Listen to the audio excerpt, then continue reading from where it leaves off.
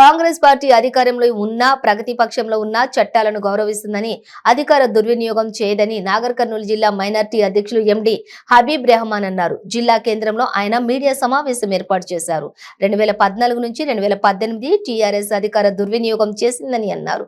రైతు బంధు విషయంలో టీఆర్ఎస్ నాయకుల మాటలు హద్దులు దాటుతున్నాయని, రైతు బంధువు అనే పథకాన్ని వేరే పేరుతో 2014 మేనిఫెస్టో కాంగ్రెస్ ఉంచిందని తెలిపారు. మొత్తం రాజీనామా చేసేస్తాం. కాంగ్రెస్ ఎప్పటి కానీ ఇక్కడ ఎవరు మాట ఇస్తున్నామంటే వాళ్ళందరూ రాజీనామా చేస్తాం. ఇది కంపల్సరీగా కాంగ్రెస్ ప్రభుత్వం వచ్చిన తర్వాత 100% మేము 6 గ్యారెంటీలు ఫస్ట్ డిసెంబర్ 9 తారీఖు రోజు ఇది ప్రకటిస్తాం. కానీ ఈ విధంగా కూట ఒక మాట మాట్లాడుతున్నాం మన ఎమ్మెల్యే, లోకల్ ఎమ్మెల్యే గారు.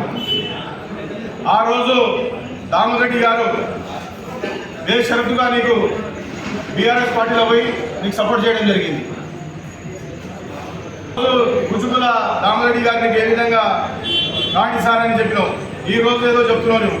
ఇక నీకు ప్రజలే గుర్తించారు, రేపు ప్రజలు గుర్తిస్తారు. రాజీనామా చేయలేదంటూ రాజీనామా కూడా నిన్న బీఆర్ఎస్ పార్టీ గుజుగుల దామరెడ్డి గారు రాజీనామా చేశారు. నాకు నాగం జనాలనే నాకు క్యాన్ అన్నావు, మరి నాగం జనాలని లేడు కదా, ఇప్పుడు నువ్వు ఈజీ గెలుస్తావు కదా, ఆయనకి ఎందుకు చెప్తున్నావు నువ్వు?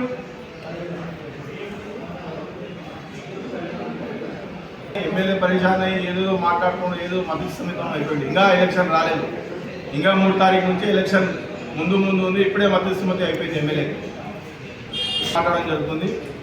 దయచేసి తోటి మాట్లాడితే కాంగ్రెస్ పార్టీ సహించదు.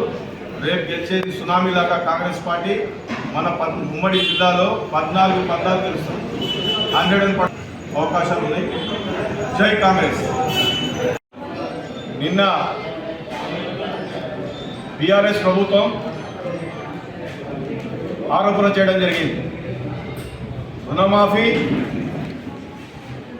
రుణమాఫీ అడ్డం తగులుతున్నారు.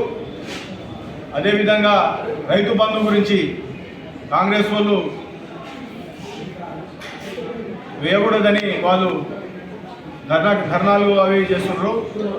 ఎప్పుడు కూడా కాంగ్రెస్ పార్టీ ఏదున్నా, ప్రతిపక్షంలో ఉన్నా, ఏదున్నా కట్టుబడి ఉంటుంది.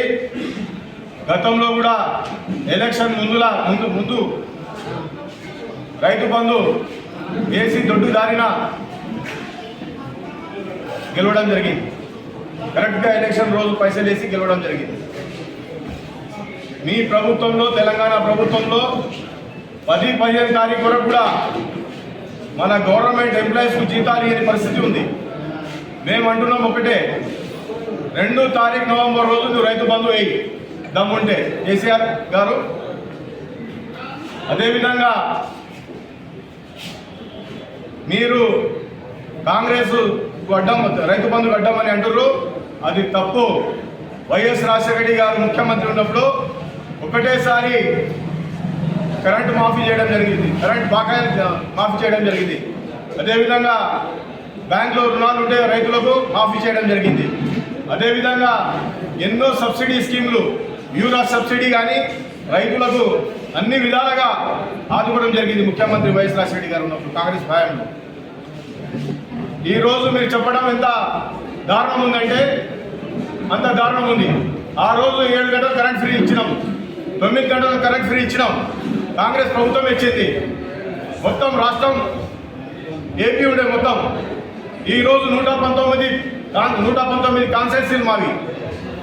ఆ రోజు కరెంట్ అనేది చాలా ఎక్కువ అవసరం ఉండే. ఈరోజు 119 కాన్స్టిట్యున్సీలకు శ్రీశైలం కానీ, నాగార్జున సాగర్ కానీ, జురాల కానీ మన తెలంగాణలో ఉన్నాయి. మన తెలంగాణకు 24 అవర్స్ కరెంట్ చాలా ముఖ్యంగా అయిపోతుంది. కానీ నువ్వు ఈరోజు మళ్ళా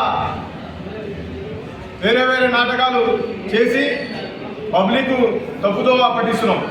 ఈసారి ఎట్టి పరిస్థితుల్లో కాంగ్రెస్ గవర్నమెంట్ వస్తుందని కాంగ్రెస్ మీద ఏ విధంగా నిందలేయాలి, ఏ విధంగా వాళ్ళకు మాట్లాడకూడదని తప్పు. అది మేము రేపు రైతు బంధు కానీ, మన కౌలు రైతులకు కానీ 6 గ్యారెంటీలు ఇచ్చినాం. మనం ఆ 6 గ్యారెంటీలు కంపల్సరీగా సోనియా గాంధీ గారు తెలంగాణ ఇచ్చిన తల్లి, ఈ రోజు సోనియా గాంధీ గారు ఏ విధంగా ఆ రోజు తెలంగాణ ఇస్తానని అన్నది ఇచ్చింది. రేపు ఈ 6 గ్యారెంటీలు కూడా కాంగ్రెస్